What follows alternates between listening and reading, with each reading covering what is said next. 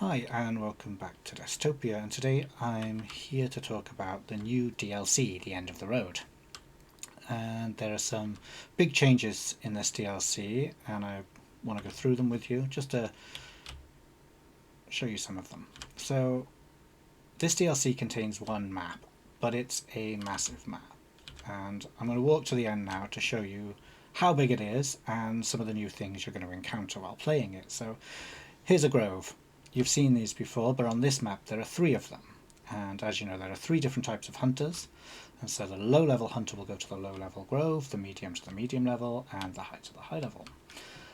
Here we have some houses. Houses and tents, lizard men and corrupted peasants. Now these people live sporadically along the road, these ones by themselves.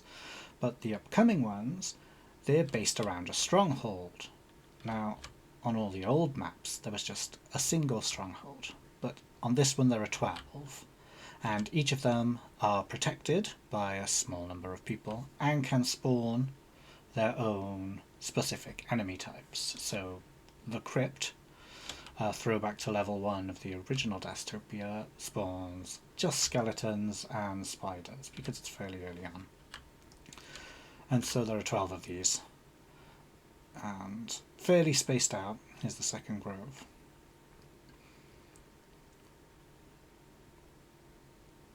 As you can see, it keeps going, and this new level allows for some pretty cool things. Firstly, the old levels you could build between 55 and 62 buildings on each one, and as you can see up here you can build 195, which gives you a huge amount of space to grow your village. Once, of course, you take out these strongholds.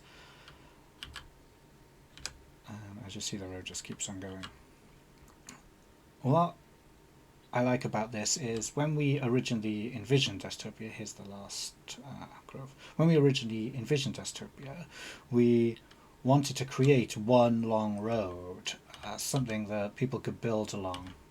But limitations in our engine meant that we couldn't do that. It was just impossible. It caused way too much lag and way too much stuttering, and there was too much going on. But during our process of creating Desktopia, right near the end, we fixed that issue, and it was too late. We already had a game, and we loved the new game that we'd created. So this is a sort of throwback to our original intentions. Not quite, but similar. It allows for a great deal of playing time without having to move on, and without having to say goodbye to a specific level. As you can see, there's more strongholds, more bases, and as we're going along, the people who live in the tents especially get harder. So the pig lizards, now they're starting to have rifles and guns, and these are a major feature. I don't really want to spoil the last level original Desktopia, but if you've played it, you might get some hints as to what's going on here. As we get further along the road, the strongholds become more condensed and there becomes more enemies, and we're right towards the end now. This is the enemy town, the final stronghold which you need to beat, which is fairly huge in itself. And there we go. So a massive level with how much content? Well, we think it's around 8 hours. We still have a lot of balancing to do before we release, so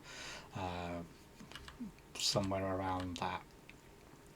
And that's, oh well, there has been a whole slew of other changes actually that come with the new map and balancing and tweaks that allow the game to run better, and these have been included in the base game. But what this means is that your saves that you already have, are not compatible with the upgrade, and this is why we're providing it as a DLC rather than just a simple update.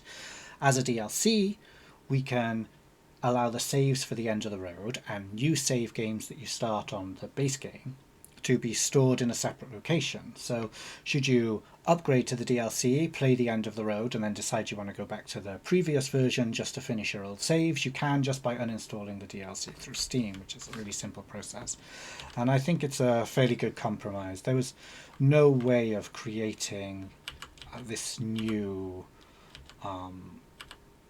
version which will allow for future updates as well. There was no way of creating it without fundamentally rewriting a lot of the core scripts, which sadly break the game, break saves.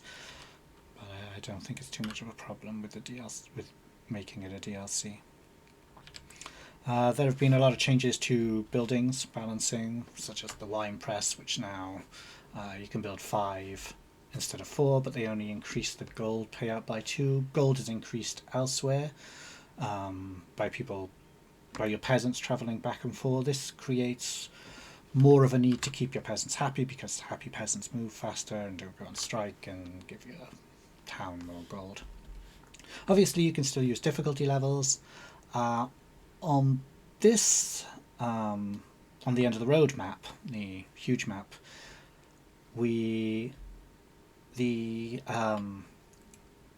building requirements for each level are now based around a number of buildings, so based around your current infrastructure. So you can't build the power plant until you have 75 buildings. That includes peasant houses, which of course spring up fairly quickly once you've got a decent village going on, or a happy village going on.